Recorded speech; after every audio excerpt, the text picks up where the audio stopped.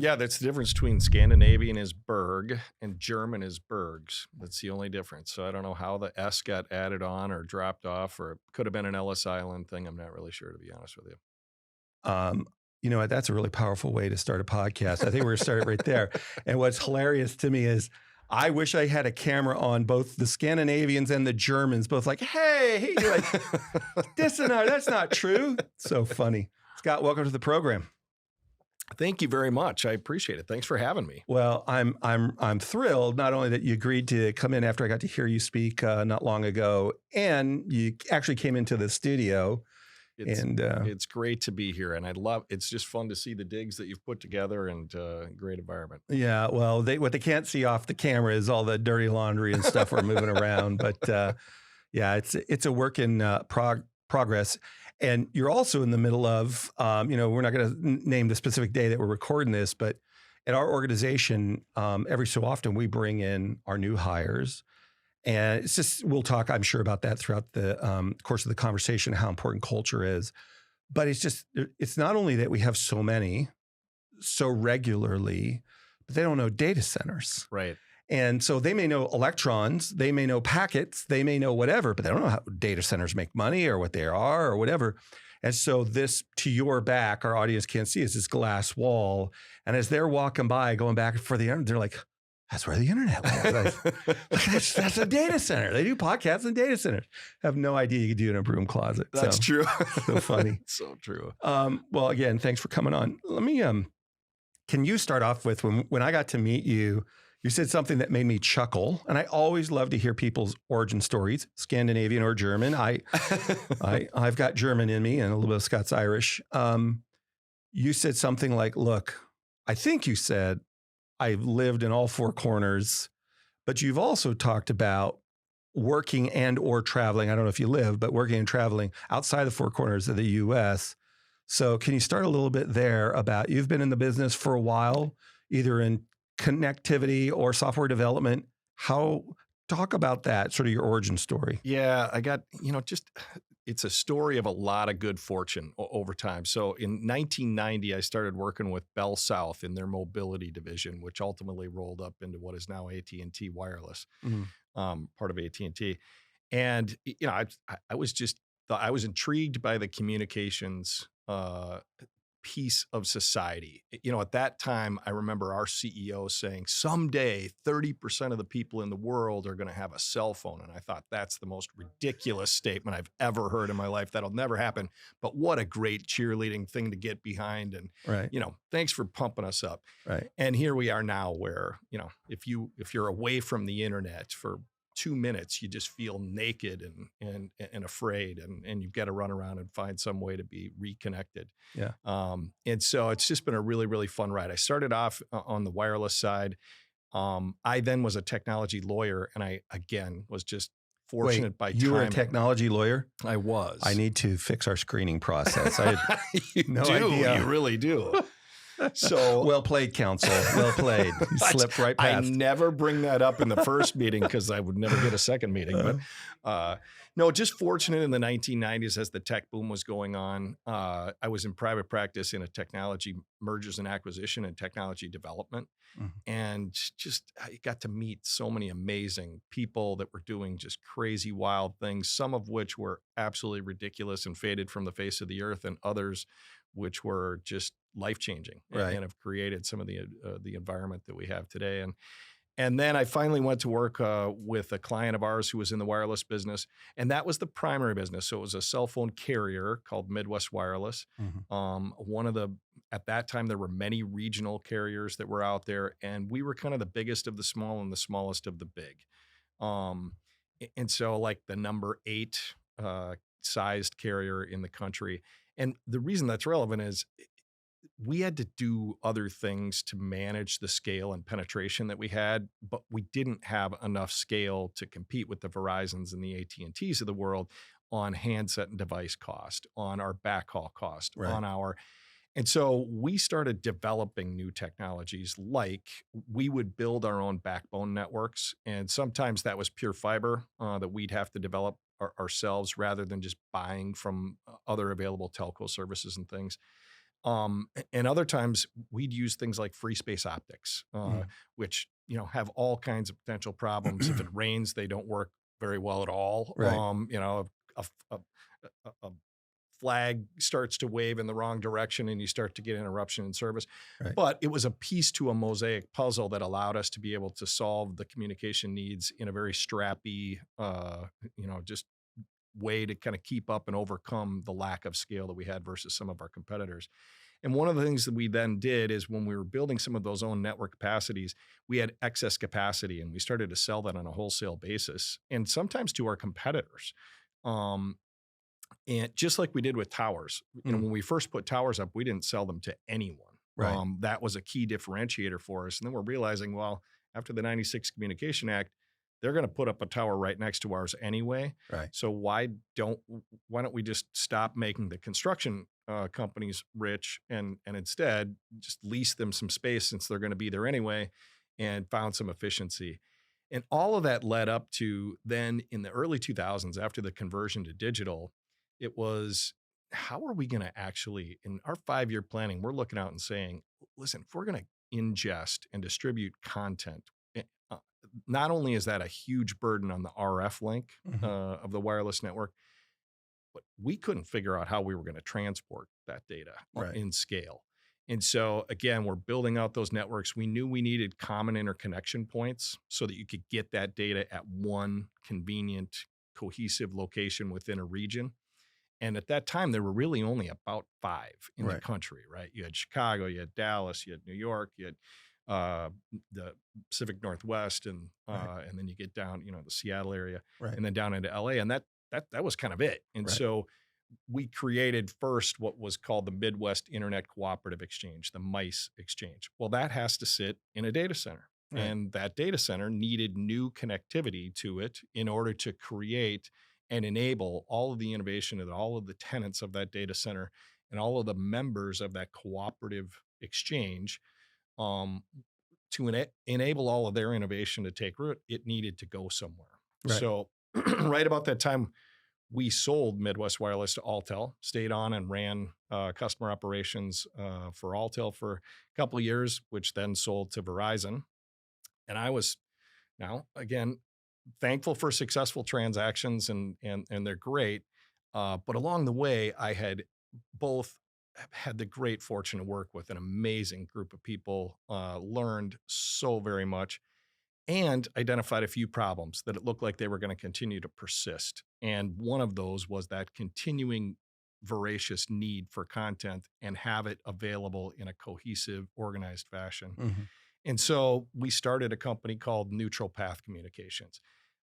It was 100% wholesale business that was just dark fiber conduit to common aggregation points. And where the aggregation point didn't exist, we'd create an open IP exchange so that we could provide access to that content. And we'd first go to the content generators and creators, and then the aggregators like an Akamai or LimeWire and those kind of folks, and get them in. And then when they were there, then of course, all the eyeball networks, whether it was wired, wireless, whomever, wanted to be at that location so that they could get access to that same content. And we just sold transport back and forth between those locations so that we could have that in place. We ultimately sold that business then to Zayo. It sounds like I'm a serial seller, and that isn't always the intent, but it just happens. And it was that time. There was that technology in that time. It's not an unknown story across multiple industries over human entrepreneurship. So anyway, continue. Yeah. Well, then after selling that to Zayo, I guess I really felt like that need still existed. And in fact, even at an accelerating pace. So at that time, people are moving into cloud. So moving all of their server and backup data into a cloud environment. So this is what, circa 2010, 2012? Yeah, 10, 11. Yeah. And so in 11, we formed Neutral Path, and we're then going data center to data center to try and replicate that same thesis, which started, and I'd love to tell you we had all this planned out. Happy accidents have been the story to my success. Right. Exactly. I lived through it. You know what? I'm smiling because your opening thing was started with good fortune. I love it when the universe intervenes but chooses to remain anonymous. But if you just think about where you started, a decade or two, a few decades before that, or however much time, like a lot of us, um, and if you could have seen not just the a point in time in 2011 or 2012, but the certainly quarter by quarter, if not monthly by monthly, challenges that are going to show up on your door. So how do we do this? Starting with flags, flapping in the wind or whatever, to now. And if you don't have a heart for doing hard things and overcoming obstacles, it's going to weed you out pretty quickly, especially in that. We keep talking about the Wild West. It just feels like every 3 years or 5 years, pick your poison. It's the Wild West then, right? New York was the Wild West, and then it was Cincinnati, then it was Louisville, and it just kept till we ran into the Comanche. Then we really ran into the Wild West. Right. But I just love it to hear these origin stories where, in 5 minutes, you described a bunch of heartache and a bunch of successes and a bunch of innovation. And on a Monday, I don't know how we're going to fund it. I don't know how we're going to fix it. I don't even know. I don't even like these people anymore. To 2 Mondays later, okay, we connected them. Green lights are on. We've got some funding. Go, go, go, go, go. And it, especially the early days of these pressure points, not unlike what we're working through now. You really got to have, and we're going to talk about culture later, but if you don't have a mission and purpose that you're aligning around, whether it's the technology or your leadership team or your community or whatever, these are almost impossible things. And then the one, I know we got questions lined up, but there's this one other thing. I was just sitting here as you were talking about all of this, and I thought, I don't think I like them.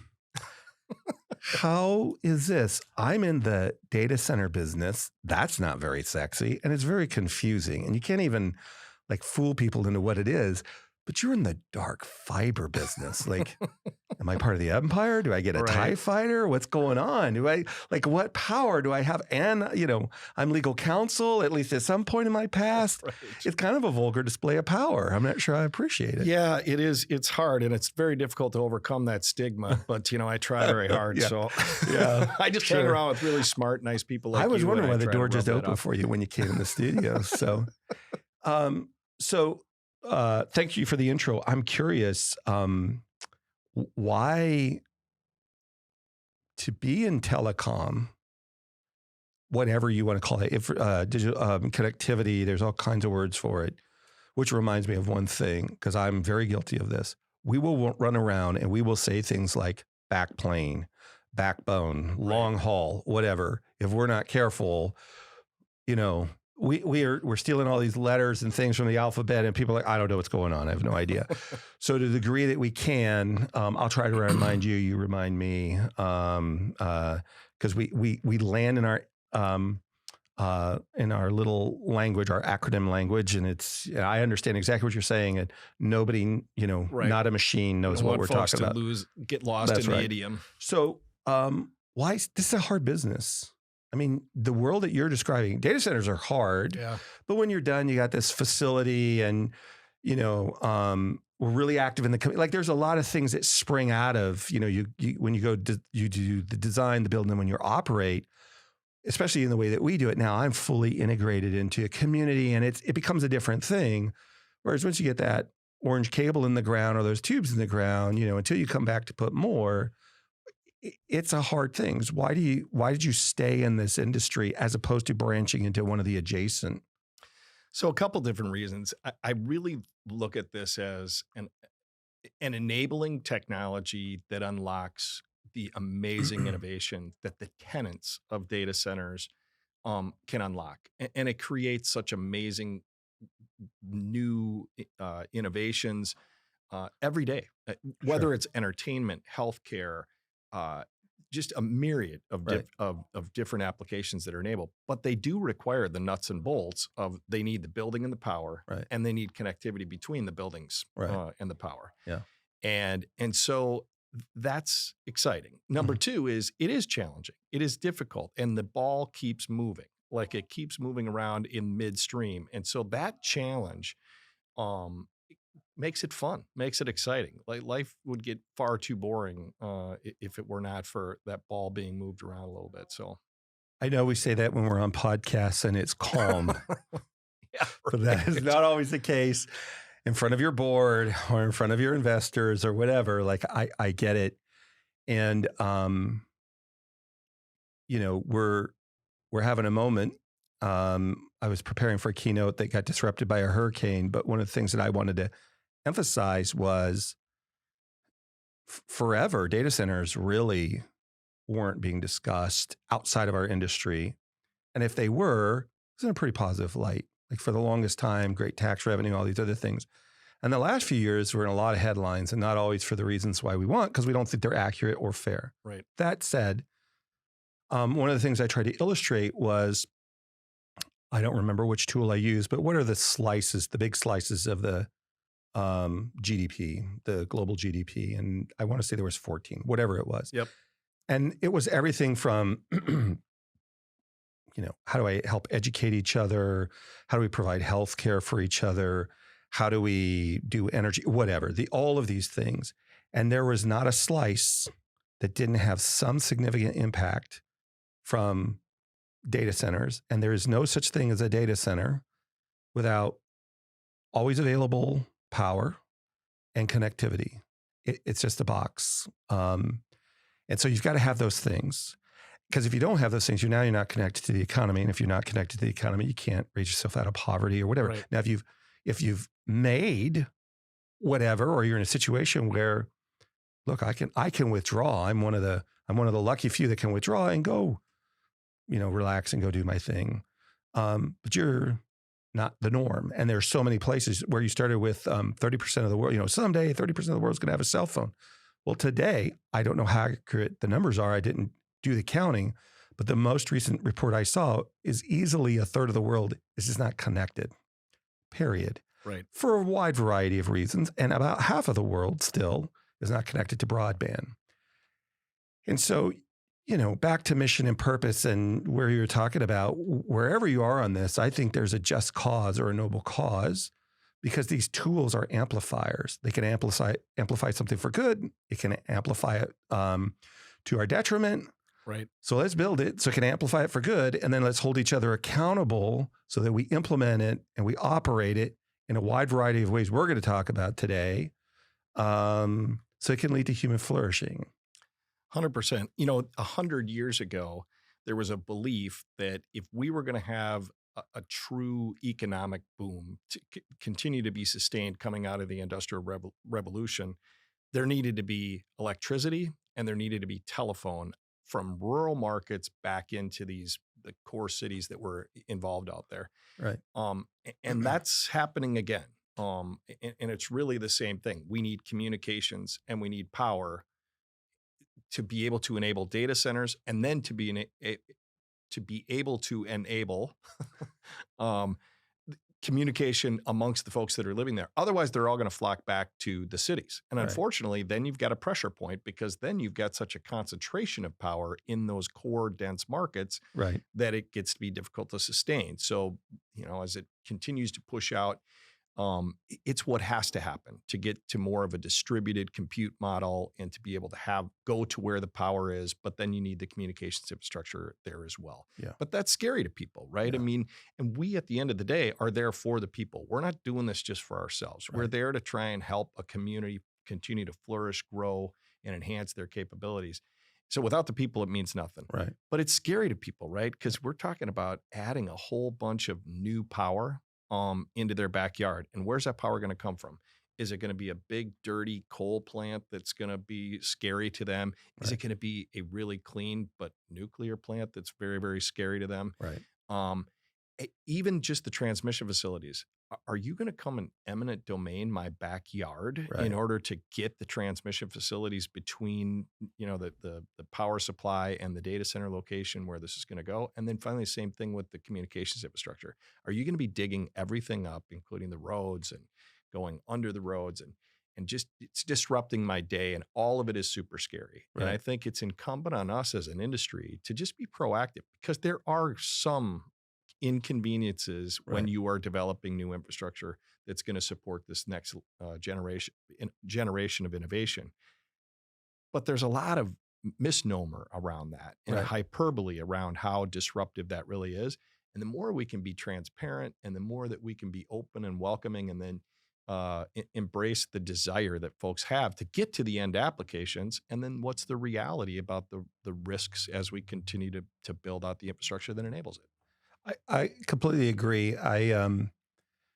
We have so many affordable goods because after World War II, a couple things happened. We built, President Eisenhower, and bipartisan, built a inter and intrastate system.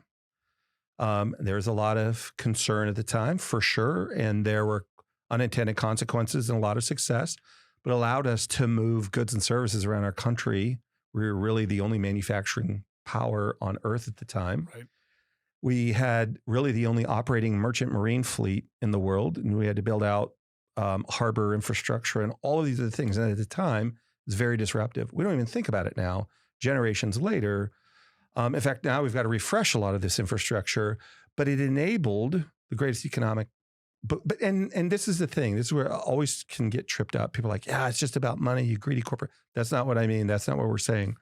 If you've got to get your antibiotics from Right. Des Moines to Wichita, you're shipping it on a train, on a flatbed, you're putting it in a plane, you're getting there. And if it's your kid with respiratory challenges in Mercy Hospital in Overland Park, Kansas, and the nearest place is 600 miles away, and it's the winter time. I know you know something about winter being from the Midwest. Like, it's leading ultimately to human flourishing. I don't want to minimize the consequences of growth, for sure. But I think the key to that is where you started with, which is how do we, as good neighbors, if we think of ourselves as a community, and I'm coming in, we want the benefits, we want to minimize the occasionally painful consequences. How do we do that? It's our planet. It can't just work for the shareholders of whatever it is that we're talking about. It can't just work for this immediate generation within the boundaries of this. Like, it's got to work overall for everybody. And I also don't want the state, like it does in some parts of the world, to just come in and start stamping down what they're going to do and how they're going to do it. If it were easy, I would be out of a podcast job and I wouldn't be public speaking.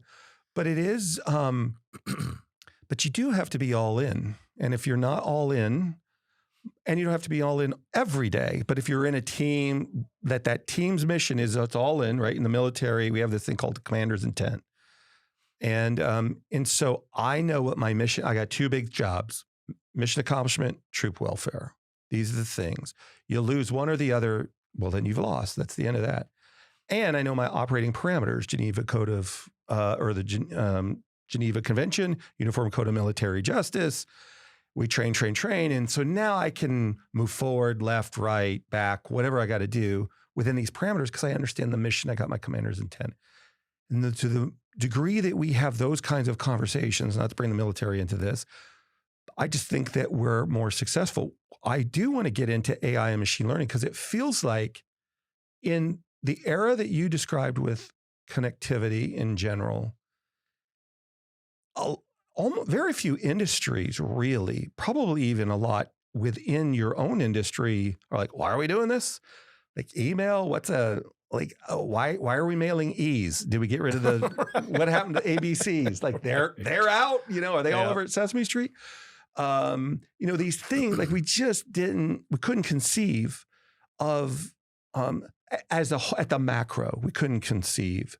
There are certainly plenty of visionaries, many who were very, very early, consequentially, but we figured it out and we built. But it was really, all things considered, a pretty narrow band of technology and innovation. Now, what we're talking about, all the things in your world have to innovate. Your tools have to innovate. The way you do culture within your building or within your corporate walls has to innovate. Just how you guys work with each other How you do supply chain has to innovate. Right. How we extend into communities that we're not used to extending into, because they're the early tendrils of expanding beyond, arteries forming into or veins turning into artery or whatever. We're expanding into all these other Reaching out, areas. yep. We have resource challenges. We've got energy challenges. Like all of your ancillary people are also having to innovate in real time. And when I heard you speak recently, it was one of the things, not the only thing, was while we're having these conversations, these real conversations with our citizens, with each other, getting our board on board. This is why we should believe in doing. I don't mean just the technology that we're innovating, but why we should do it in a sustainable way, why we should partner with these groups, why we might share a little bit with our frenemies so that we can learn how to buy better or do things better or whatever. That's hard. I'm not saying it will last forever, but all of that's innovating. But the pressure behind that is these two little acronyms, AI and ML. So when you think about it from your perspective, and you've talked about it a number of times, I know, among a wide variety of topics, what is that? What is artificial intelligence and machine learning as it's impacting you, as you're working through this, and the way that it's impacting our industry? So going back to, I've been fortunate to be in this industry for a long time. As a result, I've seen several different technology changes that have required different architectures of networks. So going back to my early days, this is immediately post Bell breakup, and there were these regional hubs, and those regional hubs were then further extended out into tandems. Okay. And those tandems were just meeting points for networks so that somebody in Atlanta can talk to somebody in LA, and they could talk to somebody in Minneapolis in an organized fashion, when it wasn't just one company, Right. one big AT&T that owned and controlled the entire network as a single sole source. Right. So that's how we architected networks at that time. Then you've got the digital revolution that was enabled through the 1996 Communication Act that allowed competitors to come over and overbuild some of those networks. And so we move away from that tandem architecture. And now we're looking at it and saying, if I can be more efficient, like shorter routes to be able to get to what is still very much a voice-centric kind of technology use case and ecosystem. I'm going to draw straighter lines on my map to be able to get there, but you still need right of way. So rather than going through someone's yard, you're going to follow along the road, the roadways that are there. And so that's how we architect the networks. Well, then the digital revolution comes on, and we realize, okay, we need a place to house some of this great content that the internet enables me to be able to get to.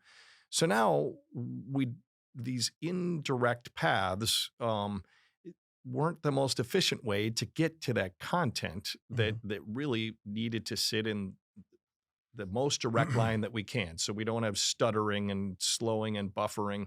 We want to have the lowest latency, the fastest way to be able to get from point A to point B. Right. So we re-architected the networks again. Fast forward to the cloud. And the cloud was just such an explosively larger amount of data than we had ever transmitted between those 2 points that we need to expand capacity as well as continue to optimize the latency or the distance between the 2 points. And so now we're re-architecting the network again. Well, AI and ML is just the next evolution of that. And so we are trying to learn as much as we can from the true innovators in AI ML, most of whom are our collective customers at QTS, at Dark Fiber and Infrastructure. At DF&I, we're reaching out to those folks to find out, okay, once you've got, well, first of all, as you're developing your large language model, as it's learning, as it's creating this AI useful resource, what does the communication infrastructure need to look like? And how is that different from the way that we built it for a cloud environment? And then we look forward to, okay, as we're using and accessing that large language model, all the inference engines, now we've got a two-way communication stream as opposed to an inbound ingestion that is allowing for a campus training exercise. Right.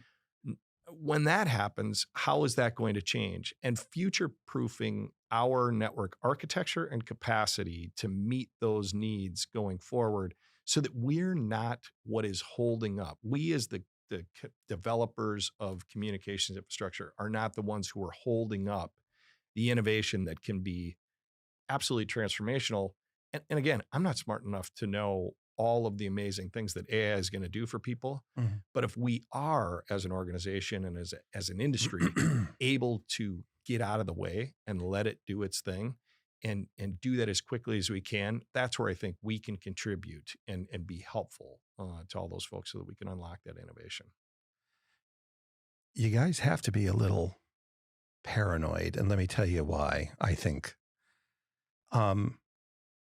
Not that many years ago in our space, whenever we built a data center, we had to be within this thing called an availability zone, I believe, originally articulated by Amazon, but whoever, right? Yep. Their cloud availability zones, which was this idea of 2 or 3 nodes within a certain latency triangle, or however they, it varied, but generally it was a 2 or 3 point node, certainly 2, usually 3.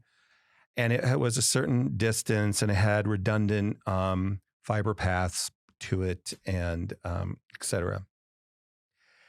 And then not that long ago, more and more people were telling me, we don't need availability zones. Like there's no, latency is going to be dead. Like it's all going to be within the very, in this metro thing, redundancy is going to come from these apps. They're going to be much more mesh.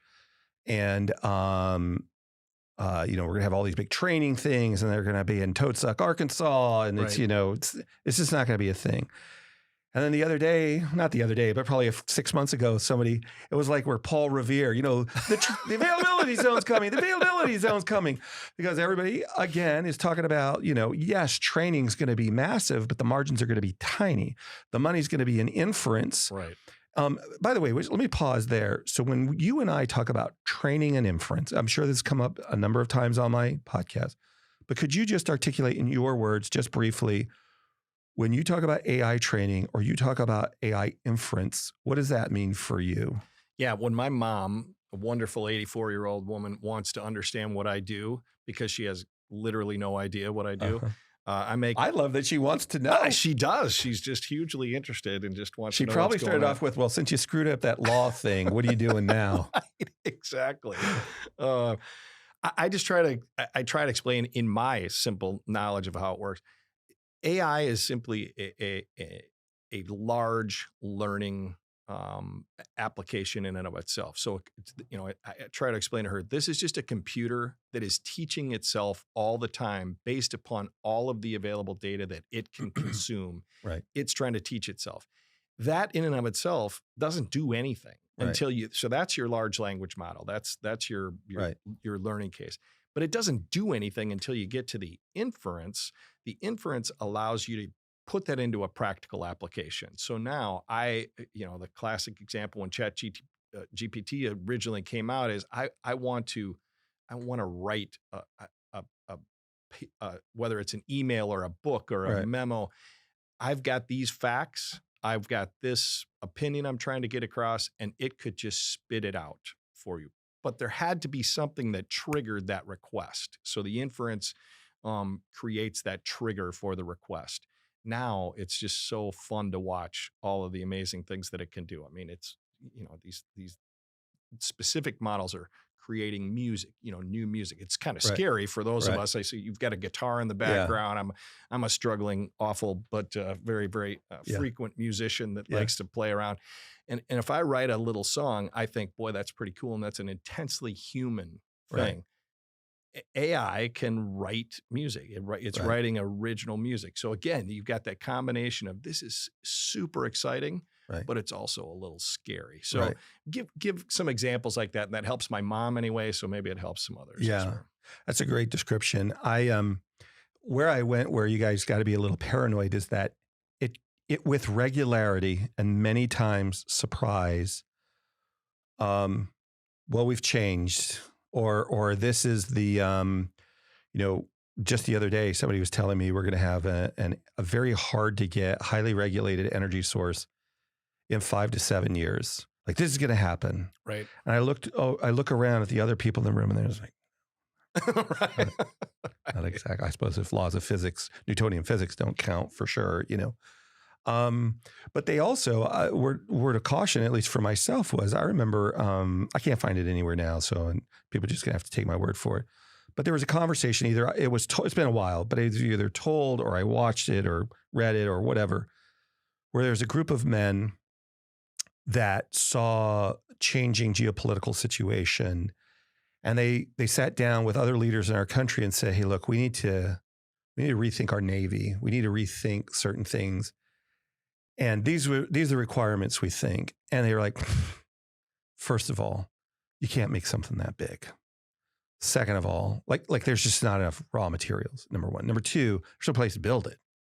Number three, we can't do it at the scale or whatever that you want. There's no way to power it. There's not enough people to operate it. Yep. The materials necessary to have it float and survive storms, and then you want to land planes on it, like, you know, other than these ones with the wood things on it, like you want to do all of this. And then the world changed in a spectacular way. And what happened, at least in my memory, is there is no plan B. And 2 years later, the Yorktown is coming out, and dive bombers and whatever. And the early adopters unfortunately paid the price of being unprepared.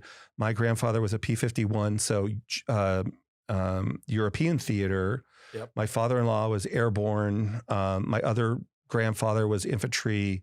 But they did it. Like I'm not trying to be melodramatic and say this is the thing, but when you have a need that presses you up like that, we have as many natural resources as anywhere else on Earth. We've got, for all the regulation that we complain about, compared to most places on Earth, it's relatively flexible, on and on and on for all these reasons. But until you get whatever the sticky moment is, energy sovereignty, runaway opportunity, because it's easier and cheaper to do it someplace, or whatever, all the variables, we respond. And what I think of telecom in particular, or connectivity in particular, it's, I can rearrange things within the data center. They're not always easy. Some things are getting harder than others, but there's a lot I can do in that asset. And it's a, 100 or 200 year asset. When you've got these other technologies that are going in the ground, or they're going up on a tower, or they're going in this, the sky on a constellation. This is my need. This is not my need. So that's a lot of words, probably at a half of this out, but I just mean that it's like, geez, what are we designing for, and how do I have, I want to get as much standardization as I can with flexibility, which seems like an oxymoron. Well, I've been lucky to have worked in various different spaces within what would just be considered the communications industry. So from wireless to satellite, to the ISPs of the world, to now, and I will differentiate DF&I, dark fiber and infrastructure. We're not a telecommunications provider. Right. Ironically, we are a communications infrastructure developer, much the same way that QTS is a digital infrastructure developer. You're building four walls and enabling somebody who's going to reside within there to be able to do the compute that they need to be able to do with the power that you provide. Right. We are just doing the same thing. We're putting together communications infrastructure that enables them to then be able to transport that from one location to another. And the difference there is we are recognizing that in a moment of time, it is just as you said, things are scary because you can get it wrong. Mm-hmm. And I think if you don't have a couple pieces of the formula, you shouldn't be in this business. And one of them is you got to have a spirit of the answer is never no. Right. It's how are we going to do that? Right. It's always following up with an answer. Okay, if we've got to get there, it's like Apollo 13, right? My computer that was going to bring me back has just completely blown up. How am I going to get this thing back down to earth, right? I mean, I've got to find a way. Plan A is gone. My plan B isn't written, so I've got And we've got that in spades. We've got this amazing team that's been there, and Judd and Chris and John and Tim and I mean, the whole team has just got that attitude of we will not be defeated. So you got to start with that.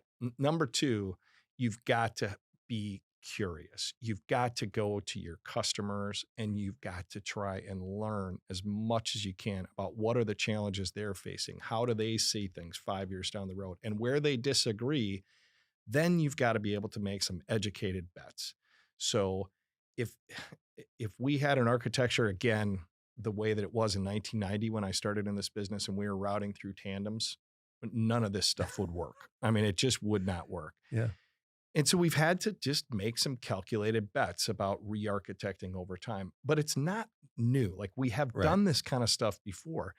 Ironically, when we were in the wireless business, we were more a consumer of communication than we were a provider. We provided the wireless link, but all of that was enabled over fiber that we were getting from some third party whenever we could. And when we couldn't, we had to build it ourselves. And in that, when you're in a 2G environment, I mean, everybody's all excited about 5G, and then just around the corner, there'll be 6G. But when you were moving from 2G to 3G, that was the first digital transformation from a very analog world where it was all voice centric to now I'm going to have all these cool applications and I'm going to be, downloading posters and all kinds of stuff that we thought was really revolutionary at the time. That took a major re-architecting of the underlying backhaul network. And again, we had just been enhancing the old analog network right up until the time of that transition. So, and then we got to, at that time, 4G comes out, and 4G had to synchronize between two metro switching stations, MSCs, as we called them. And so all of the network architecture was optimized to be able to be within a synchronous, have two MSCs within a synchronous zone. Then all of a sudden, I'm sorry, that was a 3G environment. When we moved to 4G, 4G had three of those MSCs had to be synchronized around one another. Completely blows the architecture. So you go back to the AZs in a data center environment. We made the cloud conversion and we were designing for campuses that were going to be connected to two other campus sites. So we now got a 3AZ, and then that's got to connect to a macro long haul network to be able to communicate between those major zones, those development zones. And then all of a sudden, just as you said, well, it's going to be one centralized learning engine for AI, and we're not really sure how it's going to communicate. Okay, well, we just keep asking questions, and we keep knowing we're going to have to make a few of those Apollo 13 decisions along the way if we're going to get it to navigate back home. But we're doing that with some of the smartest people in the world at our customer locations, and then just some of the most innovative and again, never say die kind of folks within our organization. And it just makes for a really, really fun ride to do it together. And so we're fortunate to be able to work with folks like QTS as well as the customers that we mutually share to be able to figure this stuff out on the fly. And it's a lot of fun. I agree that whether it's your competitors or my competitors, those organizations that we're still in this era, and we have been for a while, where you're almost like wranglers out on the prairie, where you've got, you're moving your herds between stockyards or whatever. There's not a lot, like you've got to be self-sufficient. You've got to defend against enemies. You got to make sure that you get this product where it needs to go. You've got the elements, you've got unknowns, and the trail that worked before, maybe it doesn't work now. You got all this other stuff. But one of the things, I don't know if the Wranglers were horrible at it, and as smart as the communications guys are, you guys are horrible with me. I was just listening to you talk about so 3 is really the 2 node, the 4 is the 3 node. We got the DZ and the AZ, the XY. Now, when we're a bunch of introverted engineers, it makes complete sense. But for the rest of the world, they're like, are they making hip hop bands? I don't know what's happening over there. The DZ's got the HP of the 3-2, the 2-3. I don't know. Let's get ChatGPT to figure all this out. That's right. But what I think it illustrates is, there is continuously, and by the way, for the record, if I could just get my 5G to work like consistent 4G, I'd be happy, but that's neither here nor there. But, if you're not an organization with that kind of resilience and that, and I don't mean when I say hard work, I mean, you can work really hard and get nowhere. That's not, 100%. you've got to be able to adapt and overcome. Again, accomplish the mission. Troop welfare, accomplish the mission. And sometimes that means retreat, whatever it is, right? I got to accomplish the mission. So the mission's got to be defined. And in the theater of war, or in the Mike Tyson talks about it, or whoever, when you go out and you make contact with the market or economic situation or whatever, you better be able to pivot and adjust. What I don't know that everybody understands as much as the timeline that you guys were doing all these at the time. We're like, this is insanely fast. We didn't do railways like this. We didn't do telegraph like this. We didn't do automobiles like this.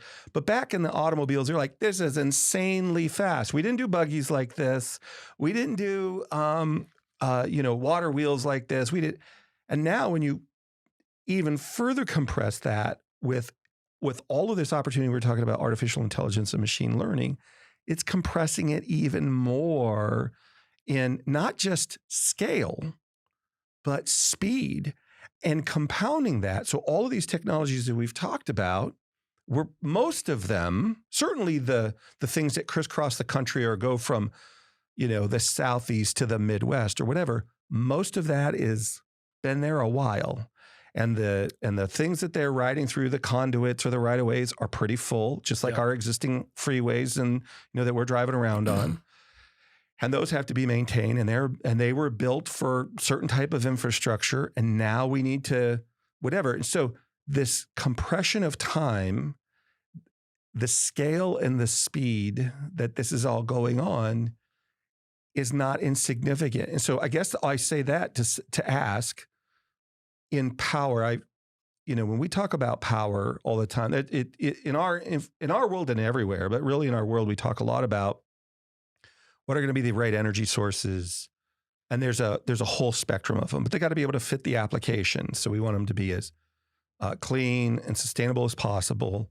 There are places where intermittent energy fits, but a big solar farm doesn't fit everywhere. Mm-hmm. Big wind doesn't fit everywhere.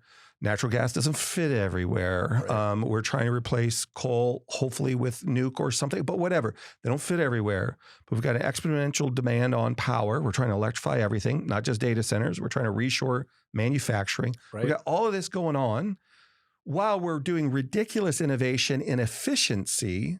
So I can get a lot more movement out of a watt than I could even 5 years ago.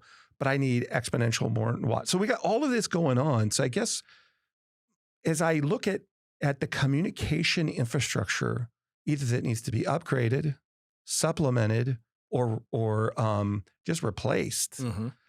How does an organization, by the way, how cool is that you guys actually put dark fiber in your name? Like that's so, here, we're going out, and we're just gonna boldly declare it. It might be that we're just really bad at marketing. We just need to be as descriptive as we possibly can.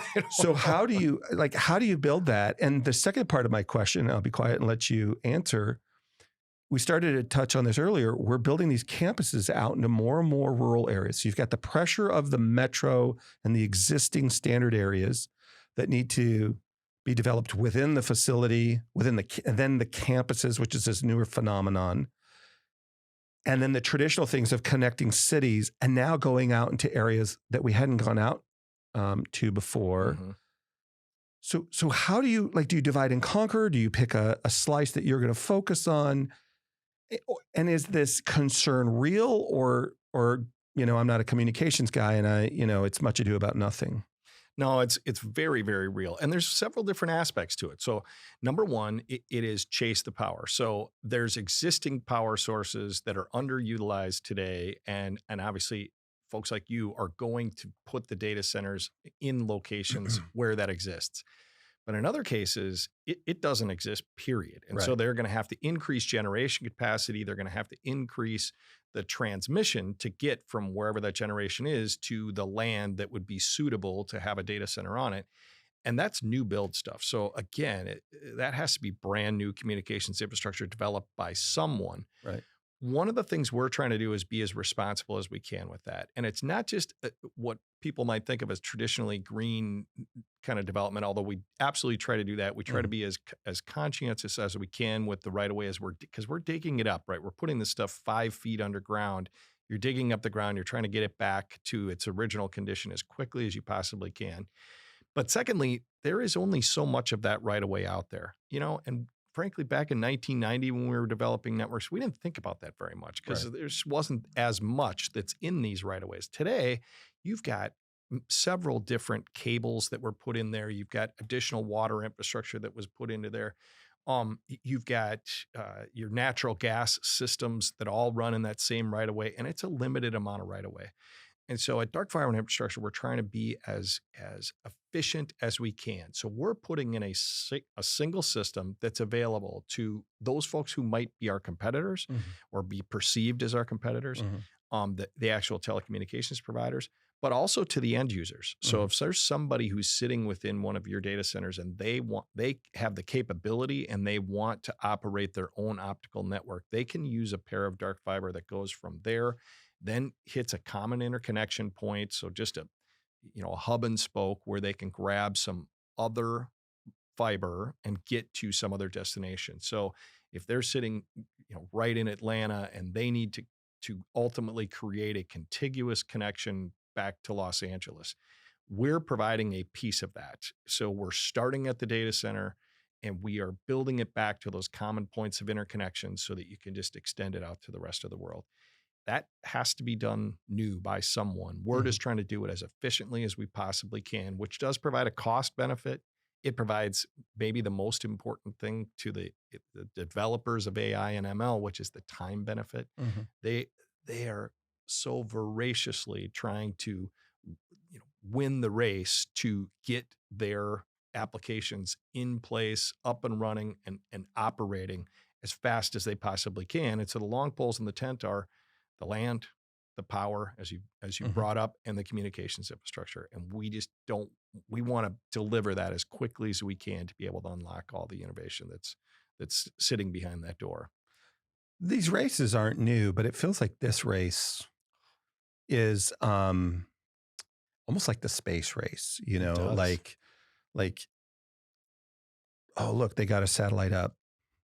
Oh no, if we don't, it feels, I don't know if that's hype. Like, I don't remember this. I was at University of Texas in the 90s. And I don't remember as we were developing, whether it was what eventually became virtualized infrastructure with VMware and other things, Blade infrastructure, that kind of stuff. I don't remember. We've got to be the first to, you had pretty big camps. You had somebody like a Gates that was engineer minded, open source, open platform, off the shelf. And we may not be necessarily the innovator in every way, but we're definitely going to dominate the marketplace. And you had Steve Jobs, who was closed system, very artistic, emotional interaction. And we probably aren't going to sell, maybe we're 20% or 15% of the marketplace, but we want to be thought of as the thought leader. And of course, they're the ones with the iPod, or of course, they're the one with the whatever, right? I don't know that that's how they would describe themselves, but, there was certainly competition. I don't want to underestimate the competition between them and other organizations like that, or even with cell phones, I'm a Samsung, I'm a Nokia, I'm a whoever, Apple eventually, and all these other folks. And there were great races, and there's great documentaries out there of these competition. But was this going on with photocopying? Was it going on in these other, I just don't remember to the degree. Even when I look back on, you've talked about in other conversations I've heard you talk about different ways of technology, whether it's railroads or other things. And certainly there was competition and maybe this is that, if I can get my track laid and I can control it, or I can control the depots, or I can get enough cars built that I can buy up all the commodity. I'm not sure what it is. With those, though, it felt like, look, if I can get all the kerosene, if I can get those other things, we're still trying to figure it out, I think, with some of this How we know training is going to be amazing. There's no doubt, and Right. inference and all these other things. It literally will be in everything. Just like we were talking about the GDP of data centers connected to everything. These tools are going to be connected to everything. They are probably almost already connected to everything. But why do you think there's this? What's the race? Is it my imagination or what is it? It feels like that nothing I've been through. And I thought I've said that twice before. Right. And we can make the analogies to the development of the railroad, and I think it is a good analogy. I don't know, other than watching, the placement of the golden spike in Colorado Right. and the race to be able to get there. I'm sure that there was an intensity about the speed with which that had to be put into place so that you kind of captured the ground. But I feel like it is a land grab right now, but it's more of a digital land grab. We need to be able to create enough compute power that is supported by enough energy, Right. and that has the communication to enable it to interact with the rest of the digital world as fast as we possibly can, because we've got a 15 plus year demand that is sitting out there. Right. I've never been involved in an industry that had a 15-year demand set that's just waiting for the infrastructure to be put into place to unlock it. And when I do look at the closest thing that I've experienced is during the 90s, when the internet was first being integrated into other brick and mortar businesses for the first time. There was an intensity around building out digital infrastructure at the time to unlock and enable that. So if I'm somebody who's got a small store that's manufacturing something and then has a retail outlet in a community outside of Omaha, Nebraska, and I believe that it could be available and useful to people all over the place, I had a mechanism to not have to go through somebody else, not have to sell that to some big retailer, Right. Sears, Roebuck, to be able to get it out there. I could go direct to the public. Right. And I can make this great new invention or existing invention available to folks. That was an exciting time. That was really amazing to be able to be a small little part of Right. that unlocking. But I still, as intense as that was, as amazingly fun as that was, I didn't feel it as intensely as I feel it right now. We see the behemoths in this business, the AWS, the Microsoft, the Google, the Metas, they're doing amazing things. And then you've got, Oracle and many others who are out there enabling even more. And as this race is going on, again, it's just, it feels like if we could run twice as fast as we are right now, Right. we'd still be behind them. Right. So we just go as fast as we can. Yeah. John Trout, who is the CEO of a company called Check Hub, said, not addressing this exactly, but it reminds me of it. He said, once upon a time, so he's big about, he makes AI tools that help with process. And he had a really fun experiment, made me laugh, where he had everybody sit down and write up a process and procedure on how to make a peanut butter and jelly sandwich. And you had to follow it exactly what they wrote down. No intuition, follow it exactly. It was, nobody got it right. Like it was abject failures from small to really large. And then they used the LLM to do it. And it got it really close. But by the second or third time, it was butter. And then it could present, you just say, hey, I need a procedure for, a PB&J, but I want to do it with sourdough, or I want whatever, right? And it would just, here's your stuff. Right. And it was really cool. And he said, but where all of this starts is once upon a time, where the potential is, what people are excited about is somebody once showed up and said, hey, I got an idea. Take a book, stuff it in an envelope, drive it up to the post office and drop it off. People will order it on this thing called the internet. Will change the world. Right. And the whole world thought they were insane. They're like, oh yeah, wait, hold on. So I'm going to connect to something on a computer to get a book. And then you got to take it to a post office. You're going to mail it to me. That's the dumbest thing I ever heard. Or I'm not going to go to the video store. You're going to send me a DVD. Yeah. And I'm going to, you just keep an open subscription and you can swap them in and out and whatever. And then not too long after that, I can just click on my computer. Why would I watch TV on my computer? Like over and over and over. And enough people have been through that. They're like, look, I'm not sure exactly how this works, But I had a guy I interviewed not long ago, it's probably been a year, and he's in the silicon IP business where he's like, look, I don't make the chips, but I make the design. So you go put it on your silicon. Yep. And now you can make your own Etsy store, or you can spin off a GPU instance in the cloud or whatever. And just have people log into your store to order their custom tennis shoe and have an LLM walk them through. And in other words, in every way, if I can get my shipping vessel into the water and it's 2%, 0.5% faster in, just 1% more efficient. Who's that guy who won all the swimming gold medals? Michael Phelps. Who did he beat? That's everybody. Yeah, everybody ran into. And go back and look at how much he won by on average. Butterfly wing, right? Not lengths. No. If you add it all up, maybe it's, I don't know, 2 feet, whatever, right? But it is, you just got to be the first one to touch the buzzer. So if you're the first ship available to receive the goods, you get the goods.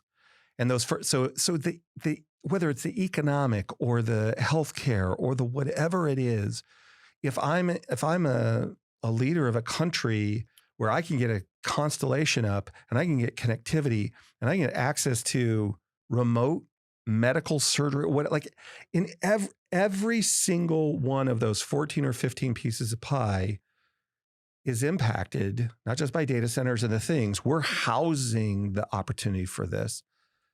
Nation states are in the race, organizations, companies are in the race, because it's feel like the competitive advantage in whatever it is that I'm doing, saving lives, educating people. If I am in I hosted a while ago, these folks that they're technology people, but they serve a lot of humanitarian groups.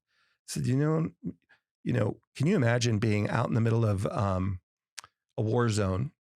There were different ones then, but they're, forever. And the only way you can access anything, ironically, most of these people have a cell phone. And so the grandparents, and maybe even the parents, have given up hope for a normal life, but they have babies. Like, it's just a human condition to have hope for your children and your grandchildren. Right. And if I can connect them to an education of a destination country, I want them to learn French or English or whatever, and I can get them cell phone access while they're in a refugee camp in the middle of a hot desert or a whatever, and I can be a developer that develops an app that helps them to do that. And I'm not just trying to sell like the hard stuff, because there's growth stuff you can do, this stuff too. I just mean, here I could see a role for myself personally, personal benefit. I can see a benefit for my neighbors.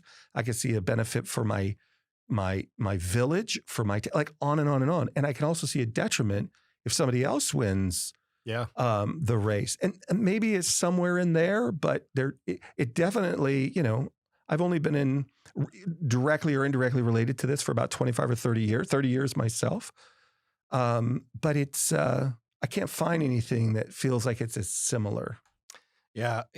It's been, again, I can't find the equivalent to it. It's just fun to be a part of it, because my mind, I'd love to say I'm a creative person, but I can't get creative enough to come up with the applications that I think are going to be enabled and the ways that they're going to be able to improve. I mean, you gave the example of Michael Phelps.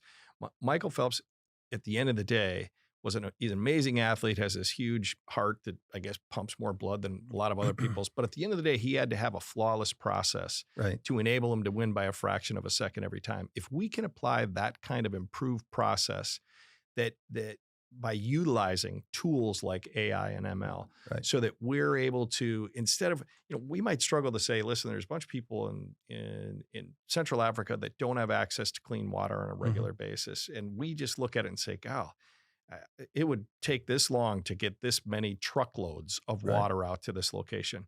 And we come up with a process that doesn't think about trucks, doesn't think about truckloads, thinks about a brand new way to deliver that water to them. That's the kind of innovation that I'm excited about being unlocked as we're utilizing. Now, it's scary. I get it. People get the, and I get the same thing. Are we going to be the Matrix if there's no guardrails on what AI can do out there? We can have all the benefits in the world for what this can do. And again, there's so much excitement. There's so much energy behind it for something that a couple of years ago we were barely talking about at all. And now it's just moving at a lightning fast pace. we do need to put some guardrails around the outside of that as Right. well, I think, and have some realistic, practical limitations around, human Right. intervention to Right. be able to put some guardrails Right. around it. So I'm excited to see both of those in parallel. Right. And again, I don't think it's the first time. We've had similar parallel, just maybe not quite the same pace, but technology revolutions as the internet was first being rolled out. There was all kinds of things that could go wrong and are going wrong Right. as a result of the internet, but it's transformed Right. what we're able to do, not just economically, but from an education, from a healthcare, from just so many amazing ways. So Well, we see whether it's energy and electricity or even the phone. Are they sometimes leveraged to facilitate something corrupt that does not lead to human flourishing? Of course, if you measure it against the benefit, it's there's no comparison. It's incomparable. And so, but you have to be engaged, right? And the early adoption, we get on a lot of planes, so I don't want to use this analogy, but I'm going to. But the early adopters of airplanes, even major airlines, like it was not an uncommon occurrence that usually 3 or 4 things had to go wrong. And now, Lord, you don't have to test this theory, but now we have so many systems in place and all these other things. But I guess my point is just, it's yet another reason where I want to kind of pivot now back to culture and engagement. You should want to be involved in it, from my perspective, in an industry like this, whether they understood the majority of the acronyms that we use today. There's so many in the world that we build. There's everything from marketing to porters and security to electricians and mechanics and the people that operate within the ant hive, within the data center. Yep. These are not, all engineers and whatever. No. It is literally a spectacular portfolio of talent and whatever. But what they should have in common, besides a can-do entrepreneurial spirit, is when this infrastructure gets built, and you want it built, whatever the size is, you want it built for all the reasons we've talked about that it can facilitate. But you want to make sure that they're interacting with water or with energy or with how they pay each other or who is invited to be an employee and how do they treat their employees. What does that diversity look like? And what we have in common is not so much the surface things that look different, but what we have in common is an ethic, and honor and integrity, holding each other accountable. Why would you want to cede that to somebody else? Yeah. Like, you want to be part of that to make sure that we're living up to our ideals that we want. We're building this stuff. And I don't think that's Pollyanna. Like, I think that you can get, these tools are morally neutral. But if you go apply them, and they're amplifiers, I've said this many, many times. So get involved so we can make sure that we're amplifying them in a way that to the degree that we can influence it leads to our flourishing. Somebody said to me, they keep talking about certainty and for sure this stuff. I'm like, you know what? We don't know. They said, they were talking about machine learning and said, we really don't know how machines learn in a lot of ways. We just don't. I said, you're right. Is that scary? Yeah. I said, you don't know how your consciousness works. We don't. Right. I'll tell you something scarier. We're really still not sure how Tylenol works. Right. Like, we just don't. Just works. It works. And we're getting more information every day. AI is going to help us. And then when AI checks, I was like, I can't believe you guys are doing Tylenol. Please don't also tell me you're still doing fluoride.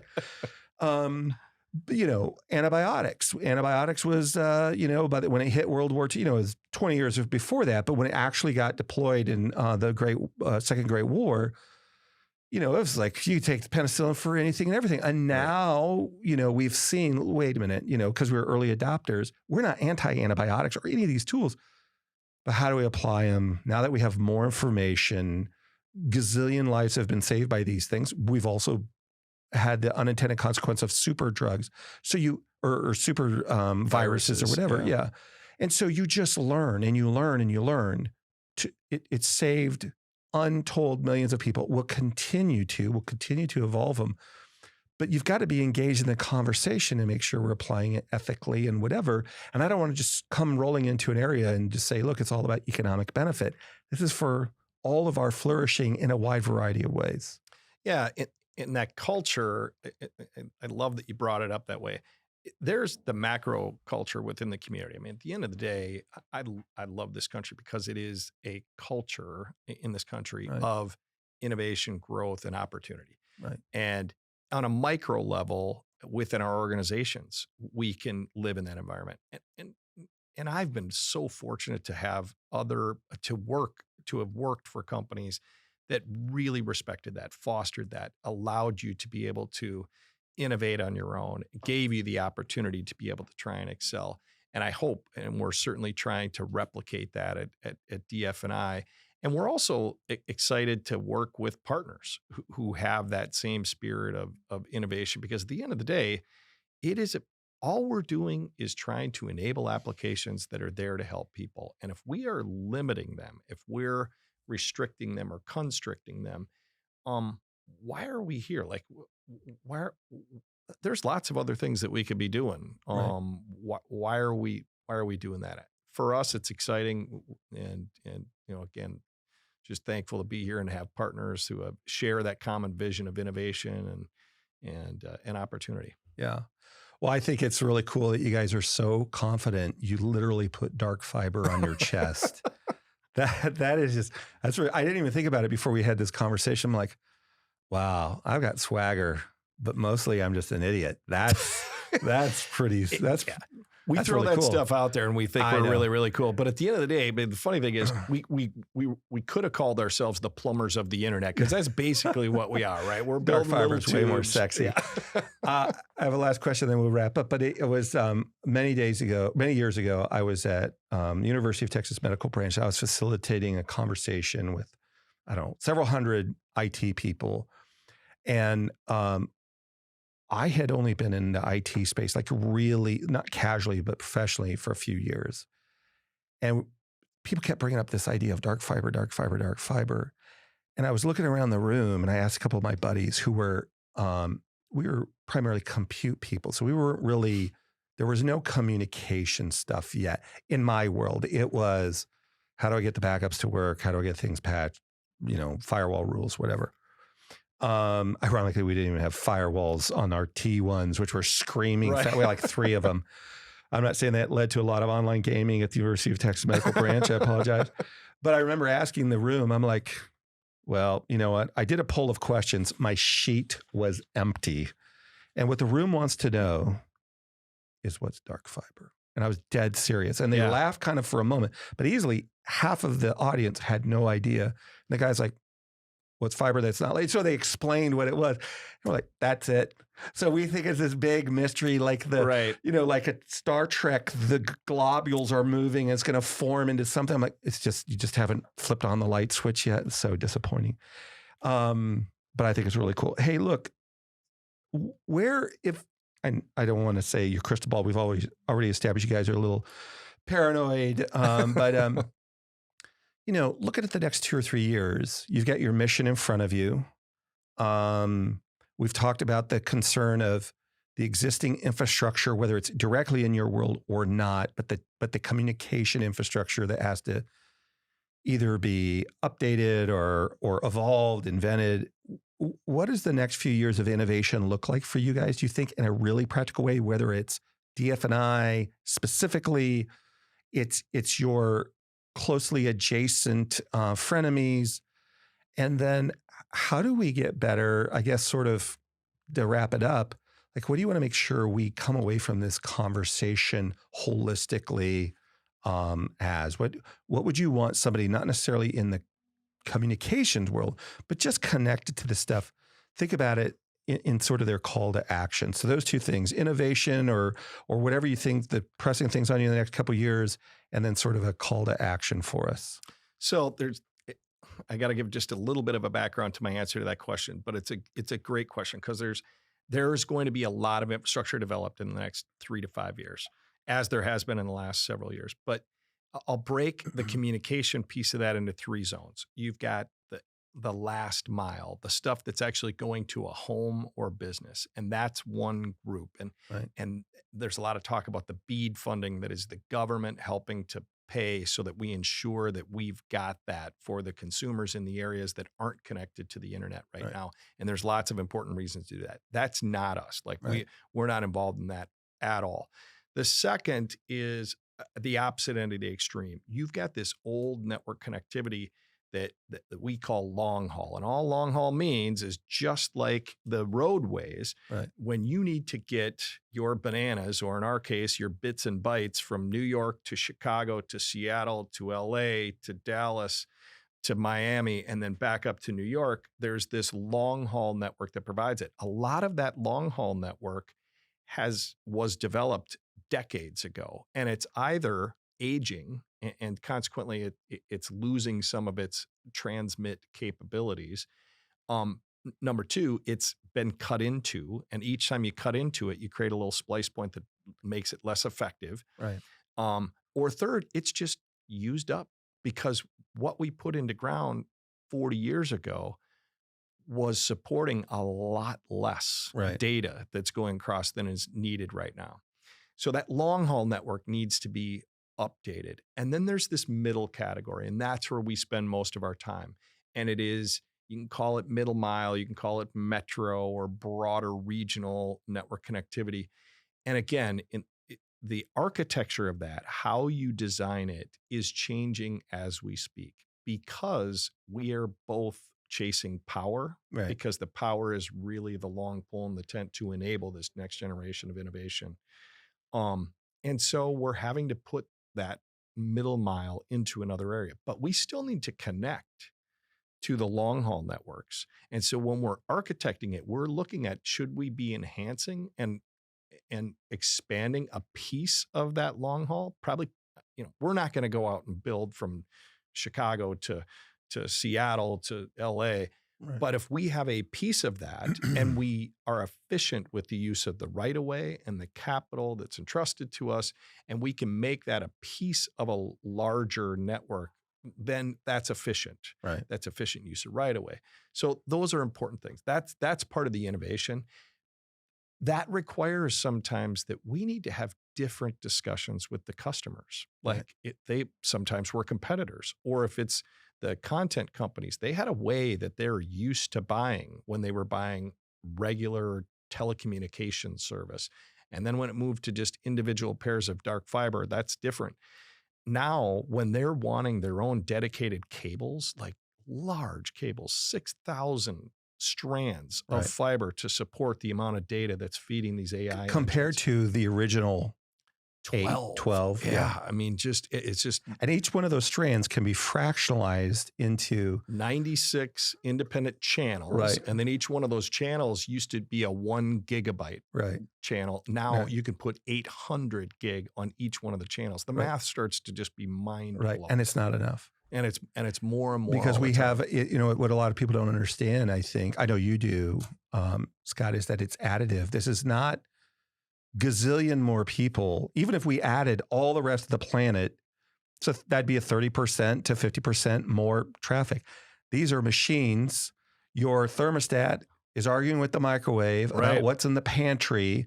I've had to tell it not to talk to the refrigerator because it would report me to the DCD or the CDC right here in Atlanta. Do not open that door. That's a hazmat. And it just, we're like, you'll never do it. But we've said this forever. When my first computer had a 40 megabyte hard drive, and my dad was over on the shuttle, he's like, you've wasted so much money.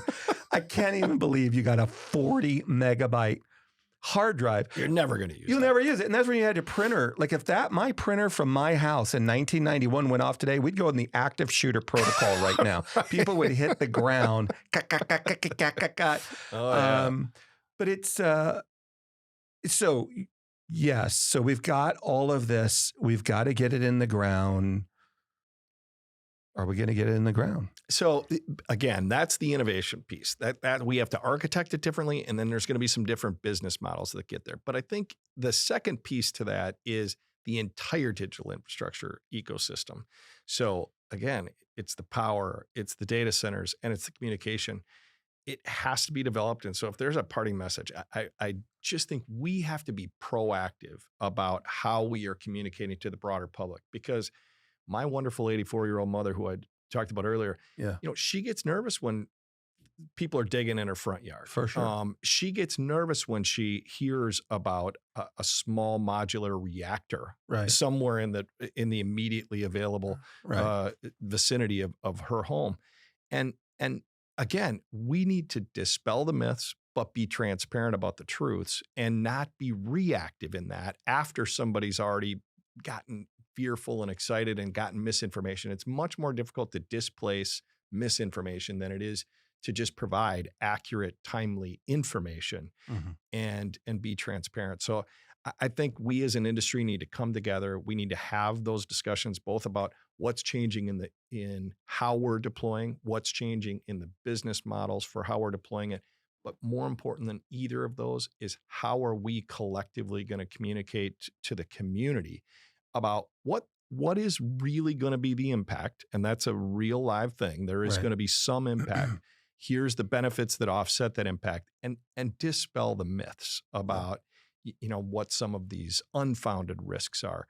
A great little colloquial story that I had. I used to have a customer when we were in the wireless business that was in the hog production business, and everybody loves bacon because it's the it's greatest the food fairy that's dust ever of been. the food world. It really is. Yeah, But nobody wants to have a hog farm in their backyard. And so when I was talking to the head of this organization that was developing multiple hog farms in different areas, I said, "What's the biggest problem that you have today?" He said, it's not the actual waste from a hog production. We have to take care of that. right, It is an absolute community concern. We do not want to be stinking up the entire community. It's the false claims. Handling the false claims is distracting us from being able to actually take care of the real life issues right. about operating a hog farm. And I feel like we're in that same thing. We can't allow ourselves to be slowed down by the false results of the Right. development of this digital infrastructure. And the only way we're going to avoid it is to be proactive about communicating about what the real impacts are going to be and how we're going to execute and minimize them as much as we possibly can. I agree. I think I love that, especially, like you just got to be we're an industry of a bunch of introverted, not me, but we're a bunch of introverted, but it's true. Um, and we love to, these things we talk about courage, the things that we talk about curiosity, these things we talk about doing a hard thing. Like we're wired for that. We attract first responders and military people and people who would be attracted to mission. But like we just do. That's what we do. And many of those people aren't in the position to be an evangelist. And I talk about this on my show all the time. And so there's a faith tradition, but a philosophy or whatever, and that's however you want to process it. But there's this idea that always be prepared to give an answer for the hope that lies within you. So whatever it is that you think about, Right. why do you want to do? And you and I have articulated this back and forth, but we do this regularly, right? Whether you're in front of your internal constituents, you're going into communities as we do.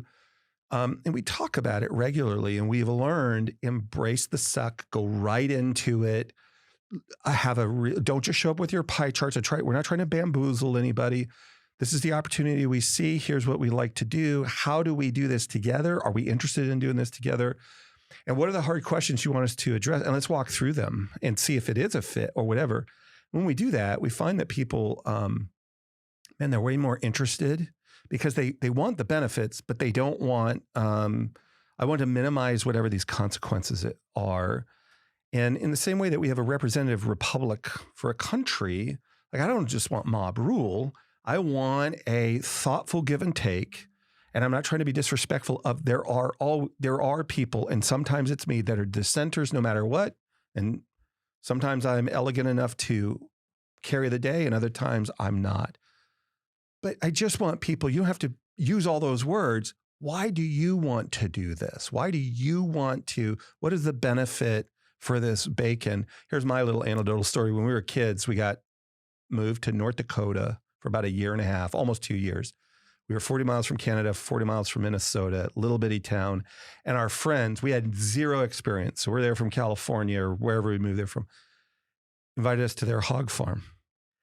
And for about 12 minutes when you're like 10 years old, it stinks. After that, it's paradise. They have pigs bigger than this table and you can ride them. We rode them all day. They had a big arena, like a horse arena filled with these piglets, and we got to chase them. We ran for hours and my parents came to get us. I'm telling you, Scott, if it was not like minus 12 degrees and they were certain they could not have shifted the blame, we stripped naked or as naked as you could get. I mean, literally to underwear. I might have had a loincloth on. Everything else was wrapped up in a bag. It was pitch black. And we had to ride in the back of my parents' like Datsun wagon home. And I'm pretty sure they just burned everything else. And we're so mad at their friends. It was a glorious day for us. It was amazing. These things are, we had no idea, but my parents were like dry heaving so in the, bad. it was so funny. And we just had no clue. You know, you were talking about fiber 40 years and, you know, it's just not built to carry that load anymore. I smiled. I wrote down my wife because it's a conversation I had with her. We've been married almost 40 years. She's this gorgeous half Japanese, half Irish girl. I'm like, look at me. I'm like the Stay Puft Marshmallow Man now. I'm not built to carry this load. It's 40 years later. What gets me scared is she watches all these murder mysteries and I see her now I got lime. I have a shovel. We have a half acre. Hey, you got to be careful. We got when they start loading what's up our on net lime. worth again? I don't. Hey man, thanks for coming on today. This is I enjoyed this conversation. Wow, I had a blast. I so appreciate it. I really enjoy getting together and talking with folks who are both innovative, intelligent, and also entertaining. And so you check all the boxes. Well, next time we'll make sure we have one of those people in here. I appreciate it. Check all the boxes. Hey man, thanks for joining us. And if you enjoyed that conversation, like it. If you loved it, subscribe. We'll have links to Scott and his org down below. We'll see you next time, everybody. Have a good one.